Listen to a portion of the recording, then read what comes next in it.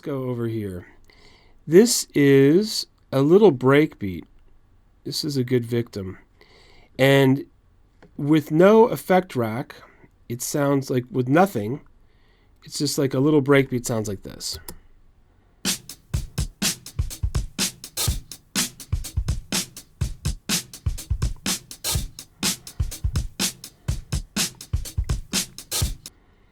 Nothing wrong with that. Cute little breakbeat.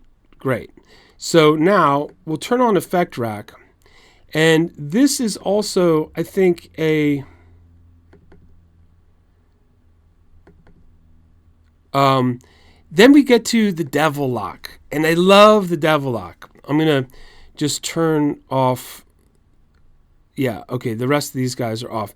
So, and you notice I always have my crazy fancy modulating effects, but I'm always using the Soundtoys saturators. And you can use them before or after the effect. They work differently. Before the effect, you beef up the sound and then you freak it out. But you can also saturate after you've created effect to make it more intense. And it's a very, very, very cool thing to do. So let's go back to devil-loc. Okay, so devil-loc was made originally by Shure. I think it was called the Level-Loc. And, you know, Shure makes all the microphones that you see at live gigs and stuff like that.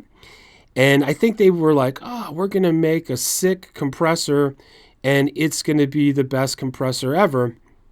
And they made this Level-Loc, and it was the absolute worst compressor.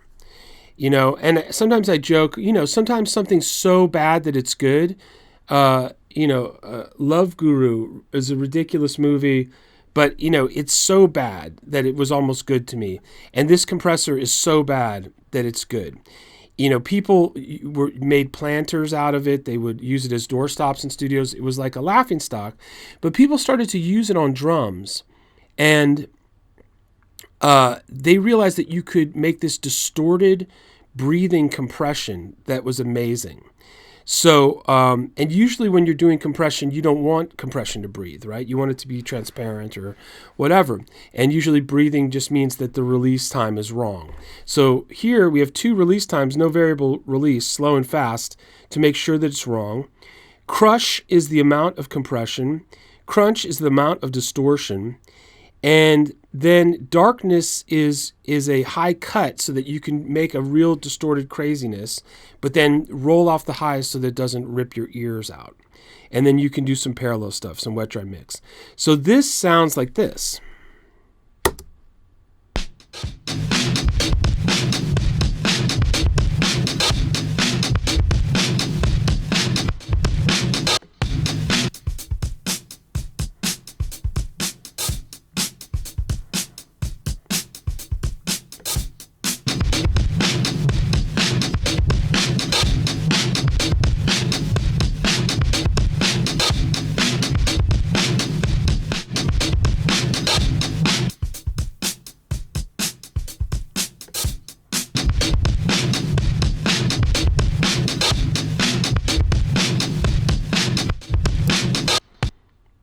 You know, I love this thing. So let's do this.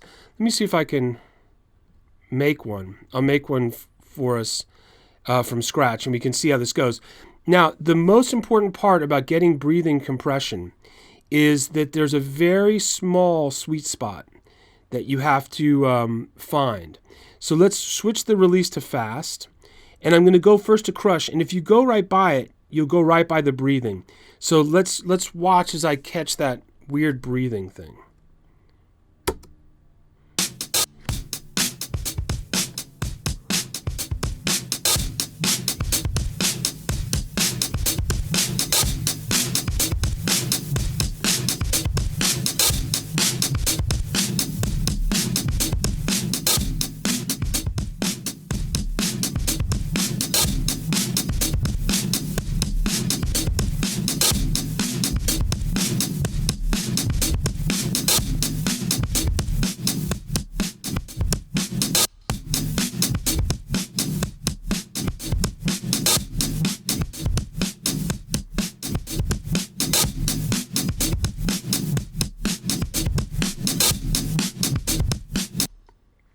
And it's just a very sick, quirky effect. And if you're not doing, breathing compression on some of your stuff, you should try it out because it's a really cool color palette. All right, so now let's add some crunch.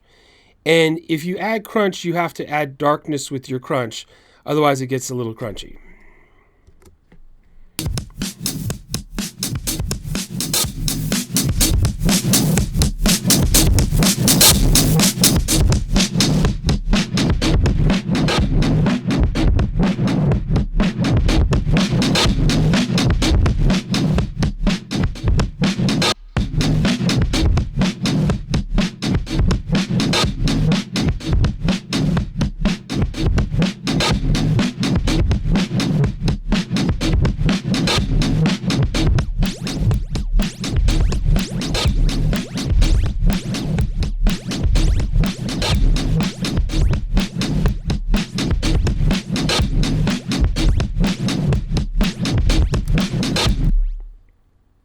And you can add any crazy effects from there.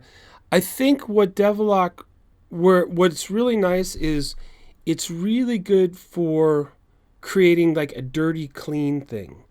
There's nothing nicer than like a dirty drop or a dirty intro that turns into something lush and beautiful. Or you go out of lush, something really lush and beautiful, into just like a little dirty lo-fi, 4/8 bar thing. And it gives wonderful contrast in an arrangement. So if you're not doing breathing and distorted compression with devil-loc, you really should be.